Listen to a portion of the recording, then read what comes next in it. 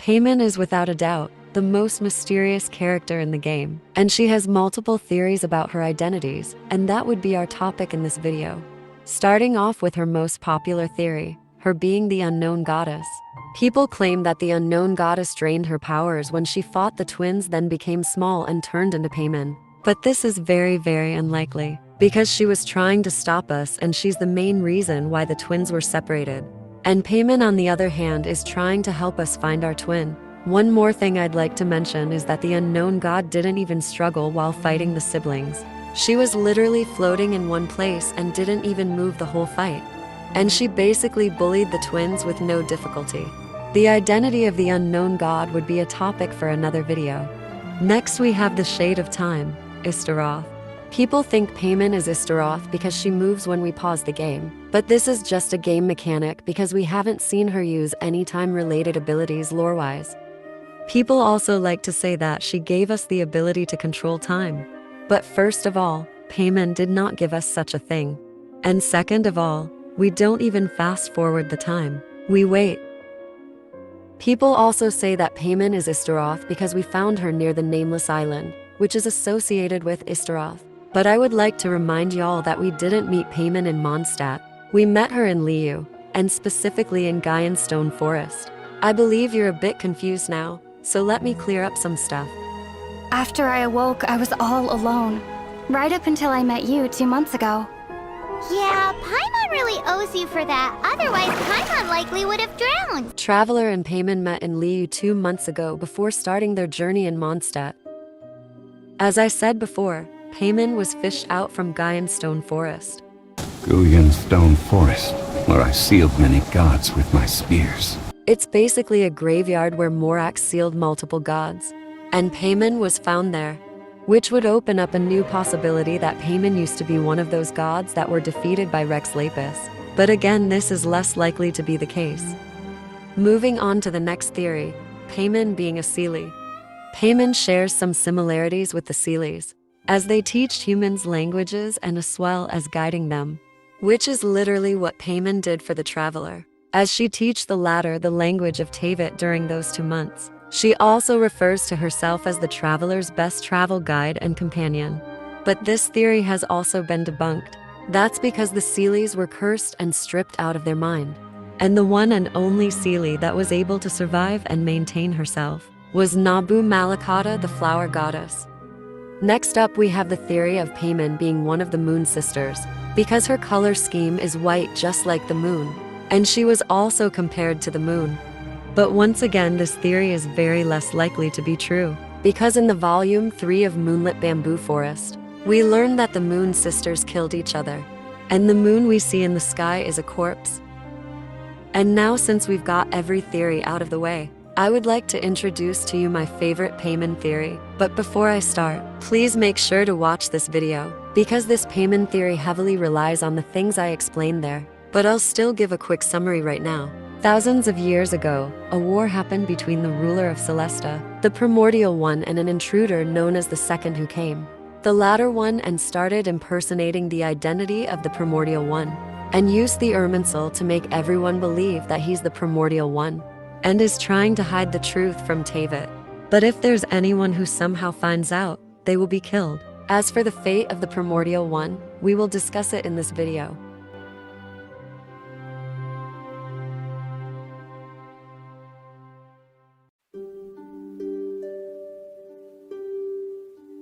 As you are not from this world, I am unable to give you a prediction. Mona is incapable of predicting the fate of the Traveler, because they're a descender. This travel companion of yours, do you know anything of her origins? No matter what, I cannot seem to discern a single shred of information regarding this floating fairy's fate. Mona is also incapable of predicting the fate of Paimon, which opens up the possibility that Paimon is also a descender. Now I know you may be wondering, how would Paimon be a descender if she forgot Scaramouche and Ruka di Vada?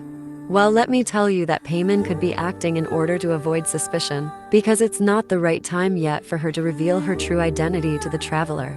Well, who knows, Paimon could be faking her stupidity and ignorance, and she might be some kind of omniscient being.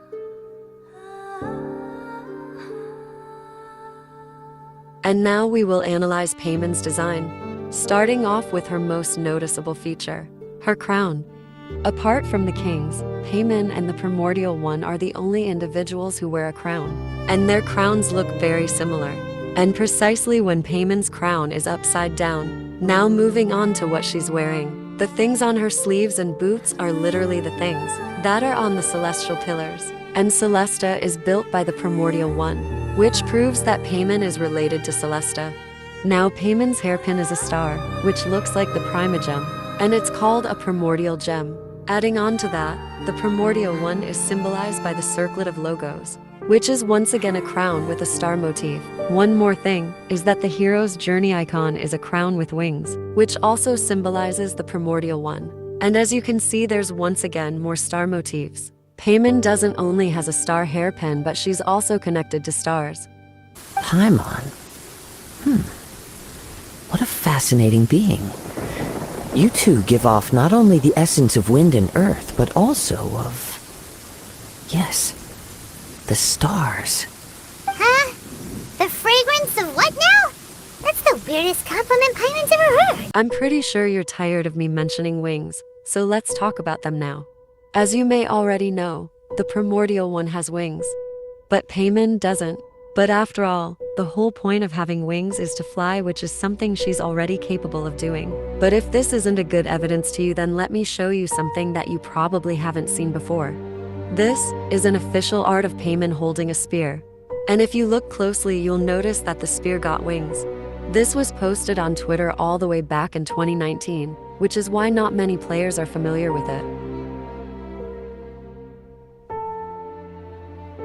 In Honkai Impact, there's something called the imaginary type, symbolized by a Triquetra.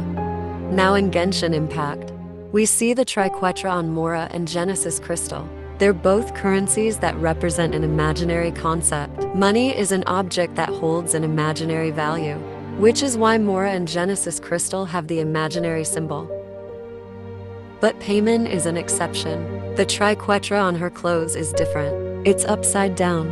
And when a symbol is upside down, then its meaning would be the opposite. So this is how it would be. Therefore, the Triquetra symbol on Paimon means real. I'm sure you're confused on what this would mean, but don't worry, we will get to that later. Just hear me out. Have you ever wondered what does Genshin mean? It means original God, as well as these two other meanings, which perfectly describes the Primordial One, since he's the original god of Teyvat and the creator of all life. Here's another detail that you might have missed. There's a crown and a pair of wings, and specifically on the word Genshin, which means that Genshin is the Primordial One. But you might ask me, how would this tie with Paimon? Well, it's simple really. Paimon is the mascot of Genshin Impact. And now, we finally know why the Triquetra symbol on Paimon means real. Because the Primordial One is the real and original god. Well, after all, you can't spell Primordial One without Paimon.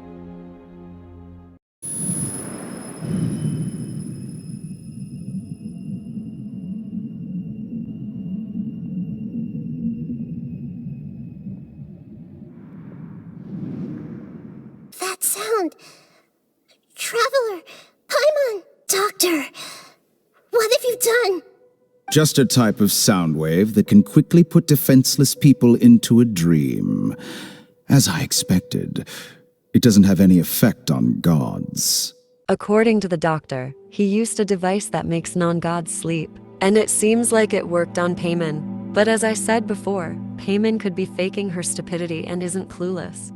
It could be that she saw the traveler fall asleep first, and then she did the same as an act. But still, Paimon called herself a god. If you pinch Paimon, you'll be able to see a crying god. Are you a god? Paimon sure is. As your bodyguard, Paimon is the god of protection. At first, you might see this as a joke, but it could be a big foreshadowing for the end of the game. Because she will protect the traveler from someone. I'll explain more in details later. Now let's talk about TCG. There's something called the Omni element and symbolized by a Triquetra. It's basically the combination of all elements. Hence why it's called Omni, because that word means all. Also an amazing detail that I noticed.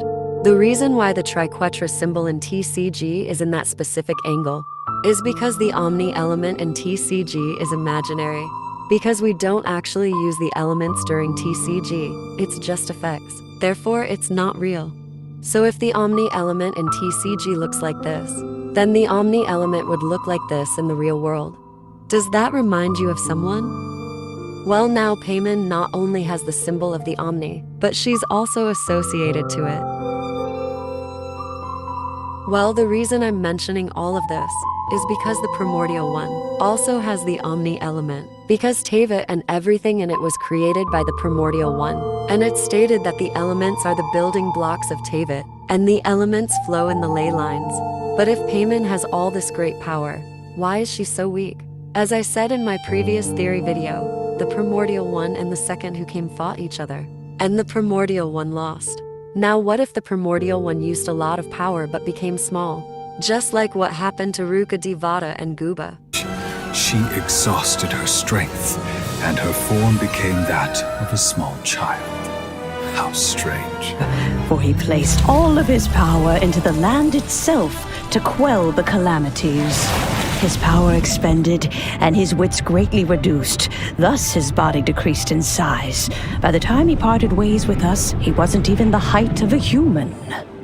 It's also very likely that the reason that the Traveler is able to manipulate the elements is thanks to Paimon, since she got the Omni element.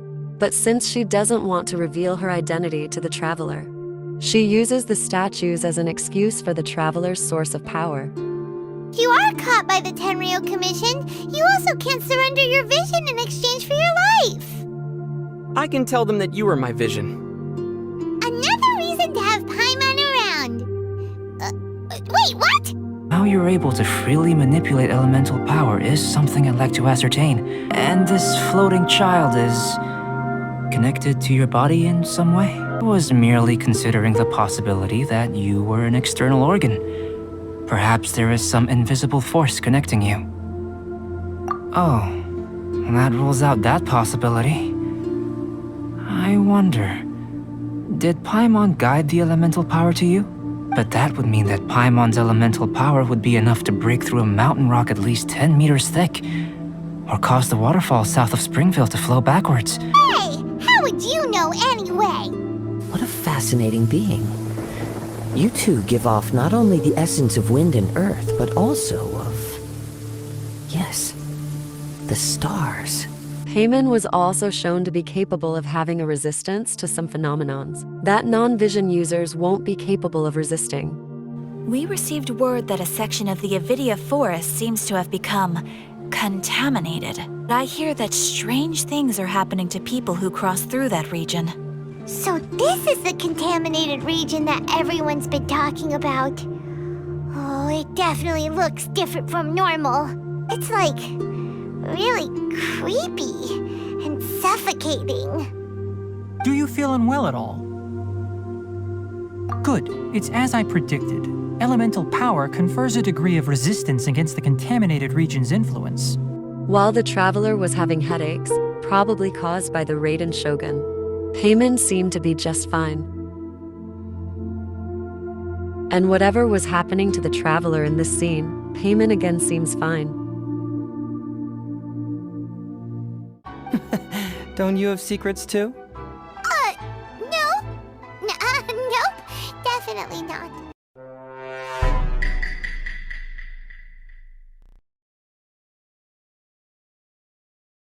I don't know if you noticed yet, but almost every Paimon theory has some sort of a connection, which is that they're all created by the Primordial One, which would make more sense for her to share some traits and similarities with all of them. Okay, now into the real conclusion. I will try to guess the end of the story based on all the hints we've got so far. After the brutal war happened, the second who came became the new ruler of Celestia, making him an imposter. While the Primordial One lost, and got small in size and lost great amounts of power, then turned into Paimon and fell in the ocean. Thousands of years later, the traveler fished out Paimon, and then became best buddies. But despite her being once a powerful god, she decides to keep that a secret from the traveler for now, until the right time comes.